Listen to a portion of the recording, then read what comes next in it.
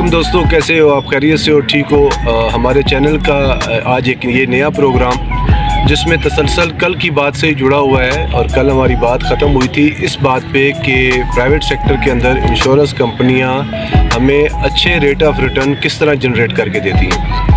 तो इस सिलसिले में मैं आपको बताता चलूँ कि चंद हक़ाइक़ ऐसे हैं जो इंश्योरेंस ख़रीदते वक्त आपका सेल्स का नुमाइंदा भी आपको इतनी बारीकी से नहीं बता रहा होता। उसकी वजह ये होती है कि आप खुद भी समझना नहीं चाह रहे होते हैं, चूँकि आपके पास भी टाइम नहीं होता। आप चाहते हैं कि मैंने इंश्योरेंस ख़रीदनी है, ख़रीदो, साइन कर लो और बस चीज़ें हो गई। दरअसल हकीकत एक 20 साल का कॉन्ट्रैक्ट है जिसके अंदर ऐसे ऐसे क्लॉज मौजूद होते हैं कि जब आपकी खुदा नख्वास्ता डेथ हो जाती है या माजूर हो जाते हैं या डिसेबल हो जाते हैं, तो उसके बाद उन क्लॉज की वजह से आपके नेक्स्ट टू किन नॉमिनी जो भी होते हैं उन्हें वो पैसा कंपनी से लेने में दिक्कत आती है। तो ये बहुत ज़्यादा ज़रूरी है कि आप जब भी अपनी इंश्योरेंस पॉलिसी अपने किसी भी नुमाइंदे से आप ले रहे हो तो कंपनी के तमाम SOPs, कंपनी के तमाम कवानीन को अच्छे तरीके से सुन लें, समझ लें, परख लें और उसके बाद दस्तावेज़ात को जो है आप साइन करें और कंपनी के नाम का चेक बना कर दें। इसमें चंद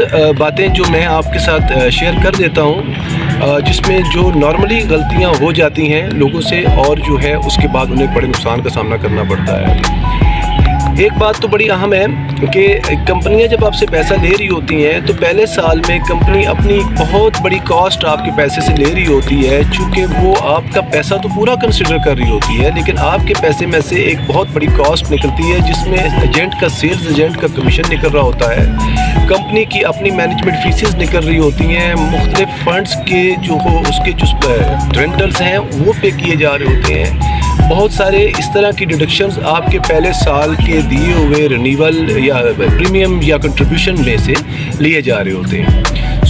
ऐसी सूरत हाल के अंदर नॉर्मली आपने देखा होगा कि पहले साल अगर आप कोई अपनी इंश्योरेंस पॉलिसी लें और उसे आप वापस करने आएँ तो आपको जवाब में बताया जाता है जी आप क्या कोई पैसा हमारे पास नहीं है। उसकी वजह यही होती है कि कंपनी आपके पैसे को एडजस्ट कर चुकी होती है और जो है उसका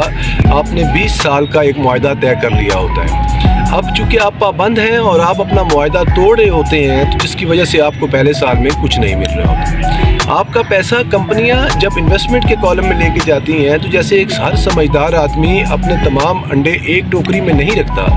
इसी तरह ये कंपनियां भी आपके पैसे को एक वक्त में एक ही जगह पे नहीं रख रही होती। ये 3 मुख्तलिफ साइज़ में फंड्स जिनमें इन पैसों को एडजस्ट करती हैं। अब इसके अंदर फंड्स की परफॉर्मेंस, हर फंड की परफॉर्मेंस अपनी अपनी है, जिसमें एक फंड ऐसा भी है जो आपको बहुत ज़्यादा कम नुकसान दे रहा होता है, एक फंड ऐसा होता है जिसमें या तो बहुत ज़्यादा मुनाफे कमा लेते हैं या बहुत ज़्यादा घाटा खा जाते हैं।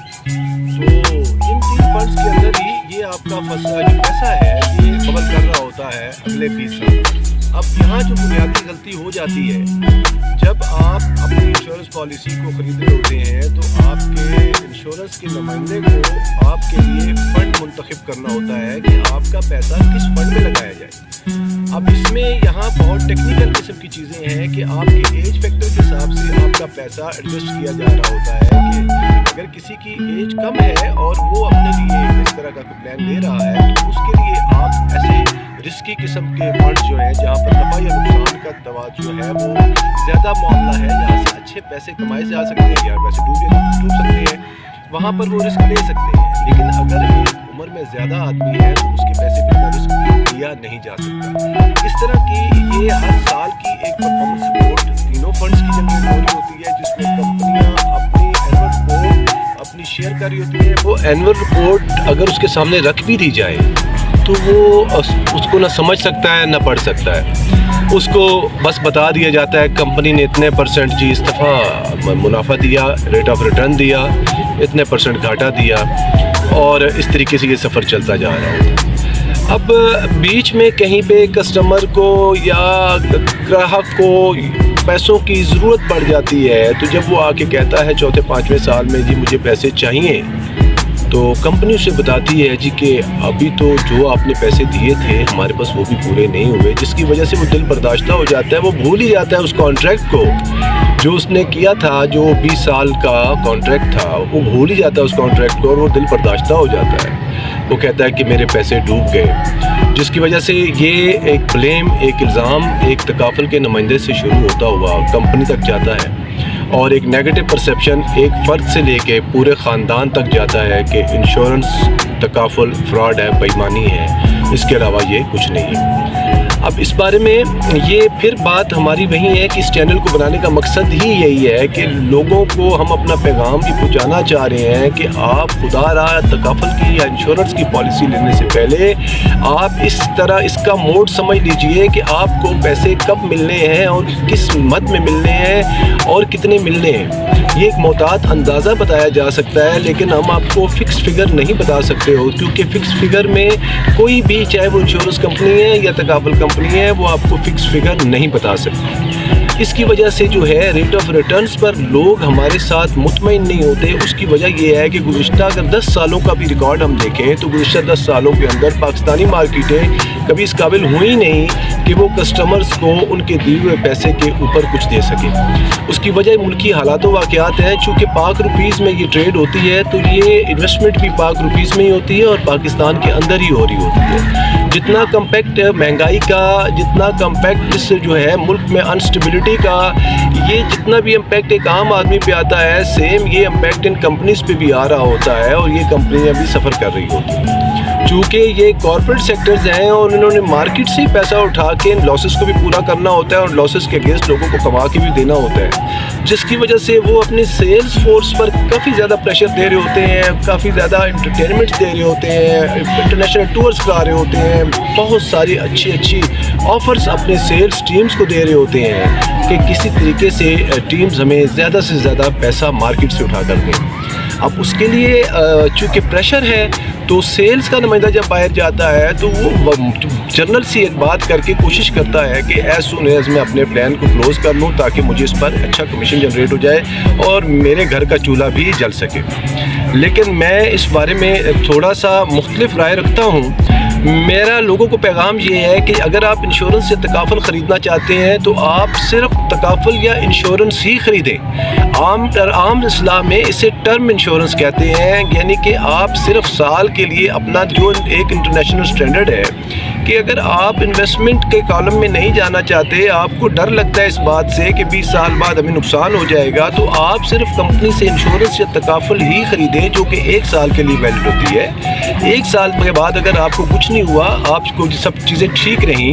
تو اگلے سال وہ کانٹریکٹ ختم ہو جائے گا اور آپ پھر نئے سرے سے اپنا کانٹریکٹ کر سکتے ہیں، اور آپ صرف اور صرف جو ہے پروٹیکشن، یعنی کہ خدا نخواستہ in case of death, disease, disability, اگر آپ کو کچھ ہو جاتا ہے تو کمپنی آپ کو پیسہ دینے کی تیار ہے، کے لیے وہ آپ کی پابند ہے پیسہ دینے کے لیے آپ کی جو ہے نامنیز کو۔ یہ میرا کنسرن ہے، ضروری نہیں کہ اسے اتفاق کیا جائے، چونکہ 20 سال کا اچھا پھر اگر 20 سال کی انویسٹمنٹ کے اینگل کو ہم لے بھی لیں تو یہ اگر آپ اس کی مائکرو کیلکولیشن کر کے دیکھیں تو آپ کو اندازہ ہوگا کہ آپ کو صرف کمپنیاں سیونگ کا پیسہ اپنے ساتھ رکھنے کے لیے کہہ رہی ہیں۔ کمپنیاں آپ کو انویسٹمنٹ کرنے کے لیے تو کہتی ہی نہیں ہیں، کمپنیاں کہتی ہیں جی کہ آپ صرف منتھلی بیسڈ پر جو ہے آپ ہمارے ساتھ ایک اماؤنٹ سیٹ کیجئے اپنے دماغ میں، اس کو 12 سے ضرب دیجئے اور وہ پیسے ہمارے پاس رکھ دیا کریں، آپ کے آڑے ٹائم میں کام آئیں گے۔ اور یہ تو طے شدہ بات ہے کہ 20 سال کے بعد کمپنیاں اگر آپ